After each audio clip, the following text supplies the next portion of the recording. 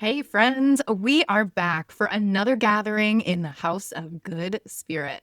And this time it's to uncover the soulful insights the full moon in Capricorn has to offer us on July 10th. My name is Whitney Crayons of Astro Arcana, and you can think of me as your BFF who's got all the astrological insights you want. And as that cosmic confidant, I'm here to hold space for the spiritual growth the gods have in store for us. Together, we'll review this upcoming lunation through fresh eyes, and I will offer grounded, soulful insights to help you live more aligned, inspired, and connected. I bet you're wondering at this point what the House of Good Spirit actually means. It's more than a magical, vibey name, folks. The House of Good Spirit is the name that ancient astrologers used for what we now call the 11th house. Simply stated, this is the place in the astrology chart that is dedicated to friends, to networks, and to our highest aspirations.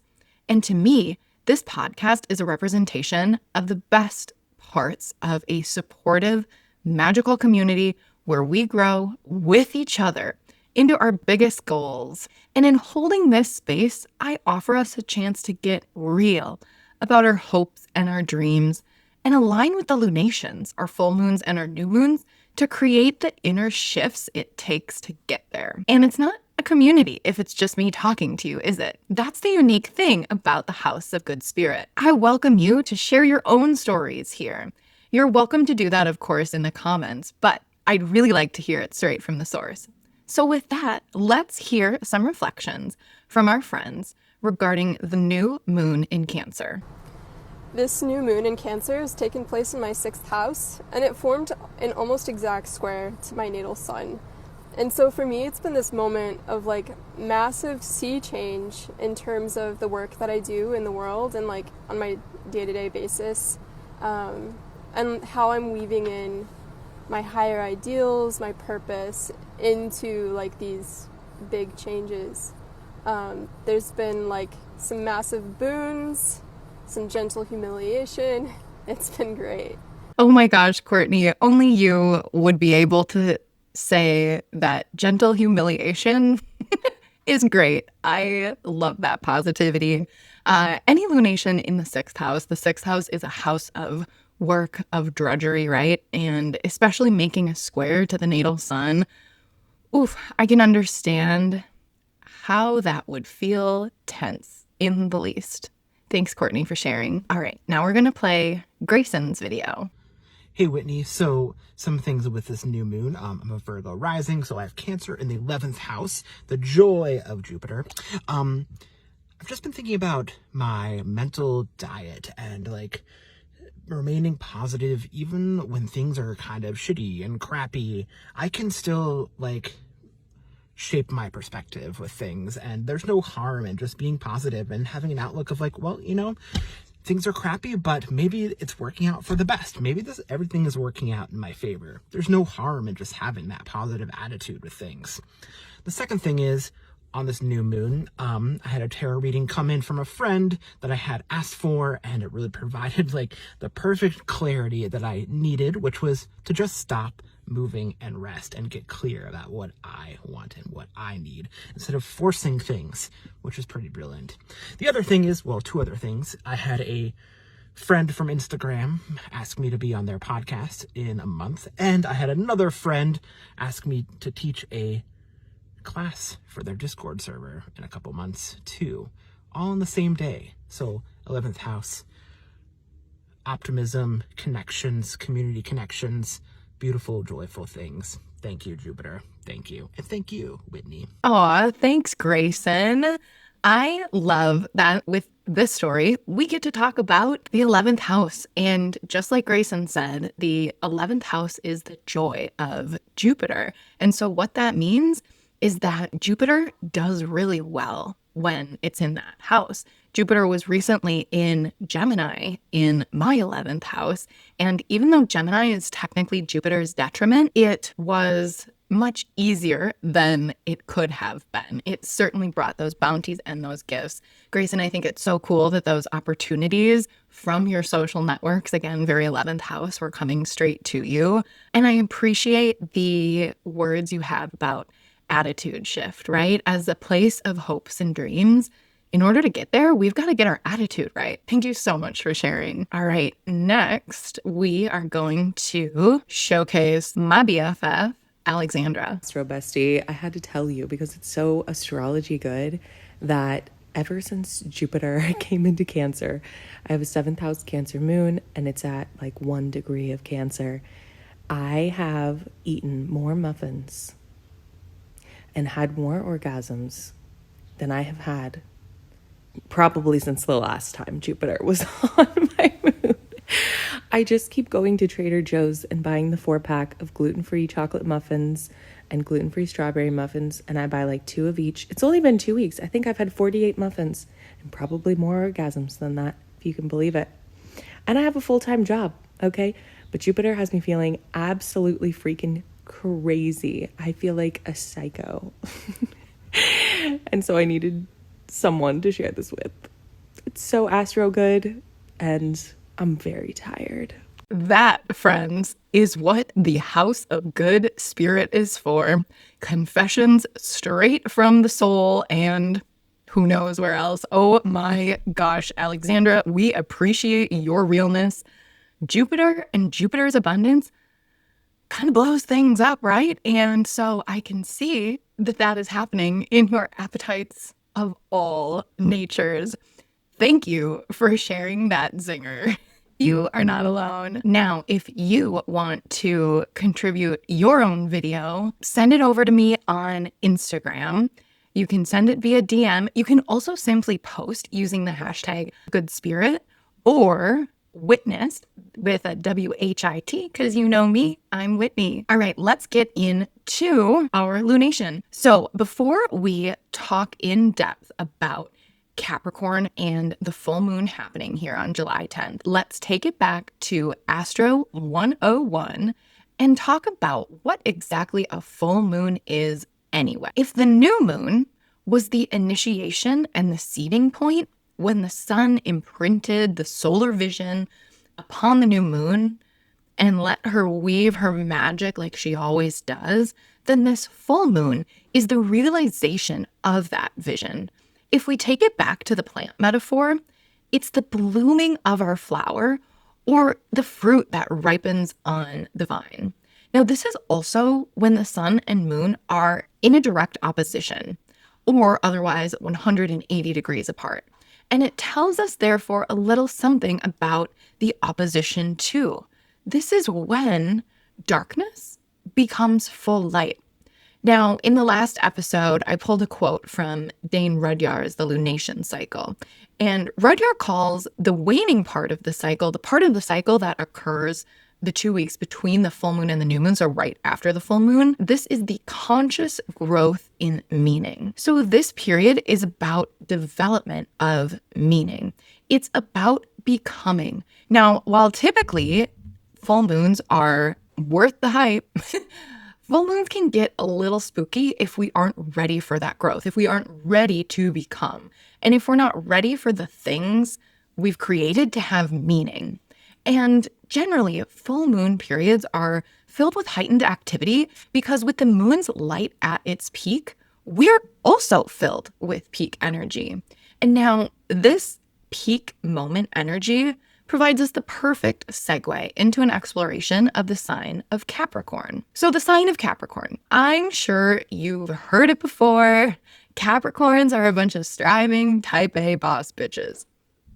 And hey, it's not all wrong, but there's so much depth and power to the sign of Capricorn that we miss out on when we diminish it to this simple stereotype. Now, as another cardinal sign, Capricorn, like Cancer, is initiatory. This is symbolically represented in the fact that Capricorn begins the winter season. It turns the wheel at the winter solstice, and we're ushered into a season of darkness. And at its very core, Saturn represents the dark with a capital D. The winter season is also a season of heaviness. It's when we're asked to bear the weight of responsibility for keeping our hearths warm, for keeping our tables stocked with enough food until spring brings that new, fresh growth. And in fact, the sign of Capricorn is ruled by Saturn and exalted by Mars. This is a key. You probably recognize these two planets as our malefics, but when paired together, they certainly make us work. And we are asked to meet the full weight of the darkness head on. It's these intrinsic qualities that create Capricorn's archetypal signature. And I suppose it's the reason why some Capricorns get a bad rap. That depth, compounded by the fact that this is an earth sign, contributes to this sense of Capricorn's divine quest, which, if you recall from our last episode, that quest meets us at the gateway of the gods. A Capricorn finds ascension through the value of their powerful labors and in meeting their ideal vision. But how and why? Let's focus on Saturn here. The god Saturn, or Kronos in Greek, begs for maturity. To the ancients, Saturn was the furthest planet visible in the sky. And it's for that reason that Saturn is an outsider, that Saturn represents boundaries and pushes us to our limits. And Saturn does this in order to expand our limits. It is for growth. Now, Saturn can also speak to structure, and especially here in this earth sign, foundation. And it is here in Capricorn that the moon is in its detriment and Jupiter is in its fall. And with that fact, you may notice that those are precisely the two planets we spoke most of in our last new moon in Cancer episode. And that, my friends, is all part of this divine design. Planets who are in domicile and exaltation are debilitated in the sign opposite them in the zodiac wheel. Embedded throughout the spiritual wisdom of astrology, and in fact key to it, is this tension of opposites. Now, this full moon in Capricorn is happening in the decan of Mars and the bound of Venus. And so we can work with those additional planetary significations to give us some additional insight into how this particular lunation is manifesting. So when we talk about how the significations of the planet Mars and the planet Venus influence what's happening in this full moon of Capricorn, it feels like work. Remember, Mars is exalted here. And so we are confronted with simply a heavy lift. And I'm thinking about this in the way that we are bearing the weight of creation, because we just came off of that juicy, hunger-inducing new moon in Cancer, right? And so with all that we generated with the new works we birthed at the full moon in Cancer, now we're asked to put that into creation. Like, this is the real world, and what we create, we have to support. And so there's a sense here of a heavy lift. And of course, in Saturn's domicile, with Saturn involved here, we are thinking about the stable foundations that are required for whatever it is that we are working toward. I also mentioned that this is happening in the bound of Venus, and we like that. Remember, Venus is relational. Venus is joy and creativity and pleasure. So is there a way that because we're working toward what we love, we don't feel so bad about it, right? Now, with Venus involved and Venus being so relational, I'm thinking of groups of people. I'm thinking simply of teamwork makes the dream work, friends. And we can see this concept represented in the Three of Pentacles card in tarot. So the Three of Pentacles is the card that represents this decan of Mars. And in the Three of Pentacles, you can see that this group is collaborating to create a beautiful vision. So in that, I'm wondering how through this lunation, when the weight feels so heavy, how we can share the load. How can we grow through collaboration? The other theme I see so clearly represented in this full moon in Capricorn is of the very Capricornian ideal of the climb. Capricorn is about that ascension, right? We talked about it earlier. Capricorn climbs up the mountain in order to get the view from the top. And so if we're talking about the climb, how we get to the top in the goal and the vision that we've set for ourselves, what exactly do we gain from climbing? And from a reflective standpoint, when we're always thinking about the next step, that next step up, that next level of the ladder, what do we lose when we fixate on the next step rather than where we already are? There's something that when you are living that next step forward rather than in the moment, it can contribute to this sense of melancholy, like, oh, this is so hard, I'll never get there. And this source of melancholy is something that is incredibly Saturnian. And I think it also helps us to focus on quality over quantity. So as we're making this climb up the mountain, we need to make sure that we're bringing with us only the best in terms of resources and people around us to support us. So maybe we need to focus on the quality of what we're creating rather than simply just generation. I think of here the story of mythical Capricorn, and it is the story of Pricus, the mythical sea goat. Now, this mythical sea goat, whose top half of the body is a goat and lower half of the body is a fish's tail, was actually born of Kronos, aka Saturn. And Kronos bestowed upon Pricus the gift of manipulating time. And this shows up very interestingly in the mythology here because Pricus had all of his little baby sea goat children, so many of them.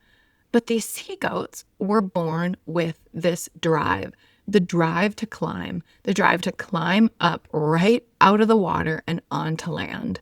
But what happened to those sea goats when they climbed upon land? Well, they lost the part that made their mythical sea goat self special. By climbing upon land, they turned from sea goats into regular goats. And with that transformation, lost the power of intellect. They just turned into regular old goats instead of mythic creatures.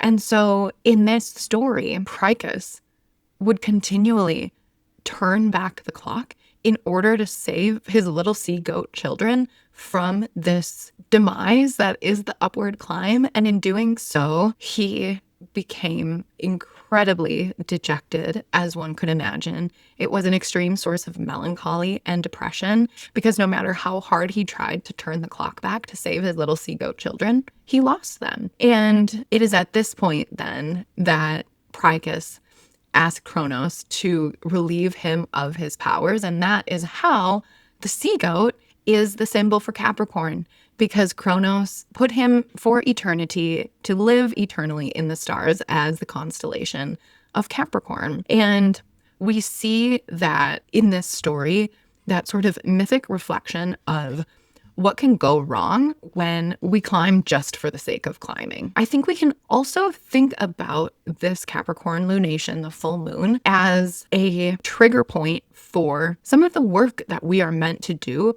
through the retrogrades we talked about earlier. Now, with both Saturn and Neptune now retrograde on their journey back toward Pisces, there's a way in which the Saturn-Neptune combination, to me, represents archetypally, of course, this concept of the outsider, right? We talked about that with Saturn, but with Neptune involved, this is an outsider and it's a view from above. It's like a guardian. It's the watcher on the wall.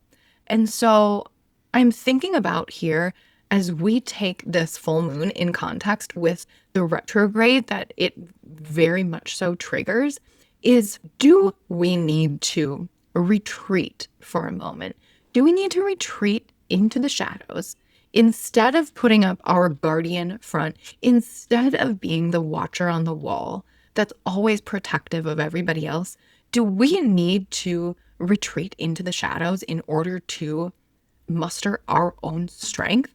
That's part of what this retrograde is asking us. Let's talk about what's happening around this lunation that contributes to the feeling of this cycle. Regarding our upcoming transits, we have several planetary stations and transits that add context here. So at the same time that the full moon is occurring, Uranus, who has just entered Gemini, is trining a retrograde Pluto, and both are sextiling Neptune and Saturn.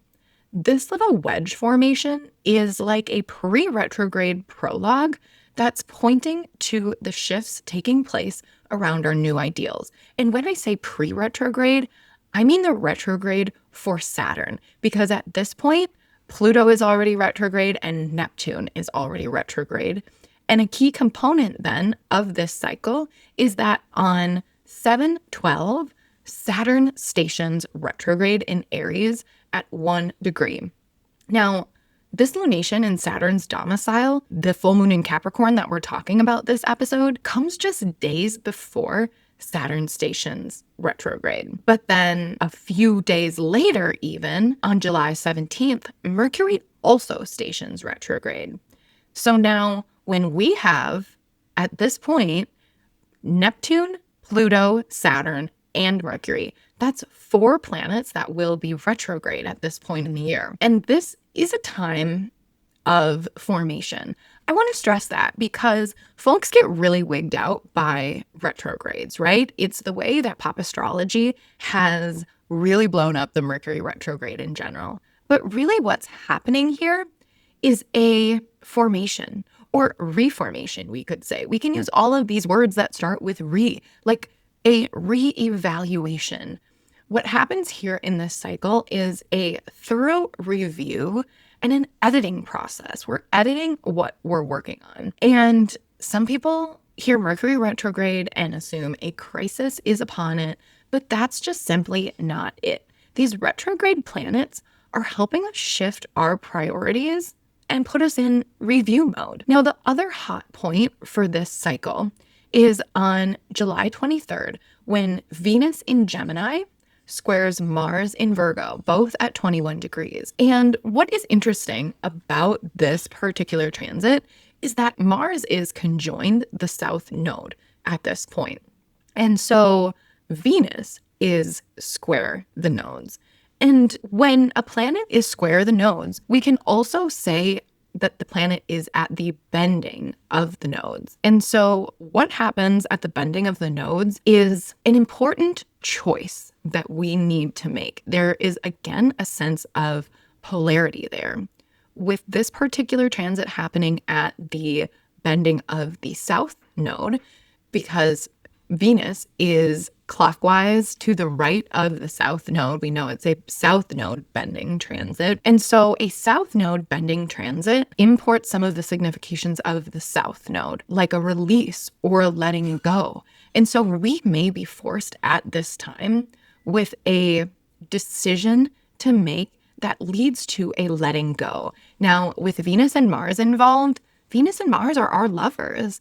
And so I wonder if there is some sort of breakup of the lovers happening. That's not to get everyone concerned. Not everybody is leaving their partners here in the end of July, but it is a symbolic representation of a breakup. Something interesting about this particular transit too is that both are in Mercury's sign, right? Venus is in Gemini and Mars is in Virgo. But we just talked about the fact that Mercury is retrograde.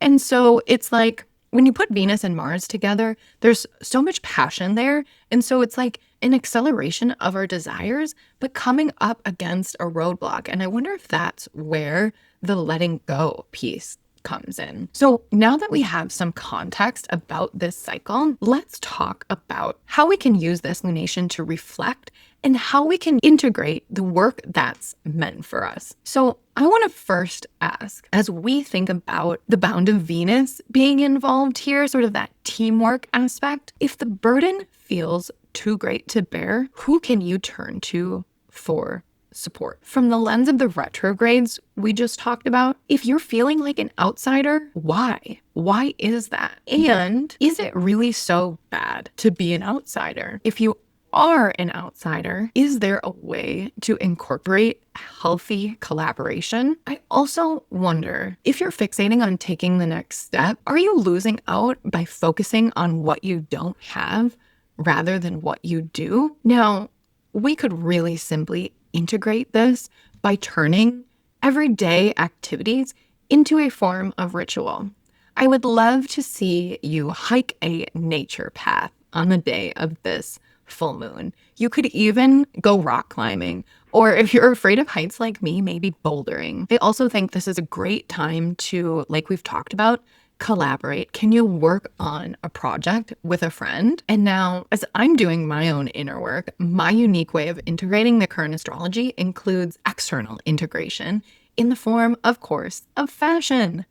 Now, listen, in my life, I treat life like a runway, but everybody is different, and you don't have to be loud with the way you dress to receive value from this technique. So over these next 2 weeks, think about integrating the full moon in Capricorn by incorporating earthy colors into your wardrobe. Chocolate brown is super hot in 2025, so that's a great option. But it's summertime here in the Northern Hemisphere, so how about opting for a nice crisp taupe, maybe a rust or a brick or a terracotta? These earthy colors evoke the Capricornian spirit. I also love the idea of really textural elements to represent the earthiness that is Capricorn. I'm thinking about linens and lightweight knits. Now, in another direction, crisp and clean lines really call in that sort of cardinality of Capricorn. And my signature is a button up, so that's a great option. But if that feels a little too stuffy for you, I think we could incorporate pieces that are ready for that metaphorical or really literal climb that we're talking about. So practical footwear, activewear, etc. Or even utility pieces feel very Saturnian. I'm talking work shirts, joggers with like utility pockets. In the theme of the work shirt, I love denim, and even like a denim jacket, denim on denim, throw on your boots to kick stuff around. And this feels like a moment for very simple accessories. My trick is don't go all the way in. Choose one of these statement pieces from these options. Now, with that, I hope that you feel as prepared as ever to integrate the work, because the Capricorn full moon tells us that we have work to do. As you're doing that work, please remember to share with me a short 1-minute FaceTime like video of how these transits, of how this lunation is settling in your own life. What's coming up? And you don't have to be an astrological expert like our other friends we talked to today. You can just pinpoint and notice what is happening right now in your life that feels like it's worth sharing. All levels are welcome here. If you are curious about learning more about your own chart or how these experiences fit into the cycle of your own personal astrology, please come book a reading with me. You can do that one-on-one at astroarcana.com. Thank you so much, and I hope that you enjoy this work. We'll see you next time in the House of Good Spirit.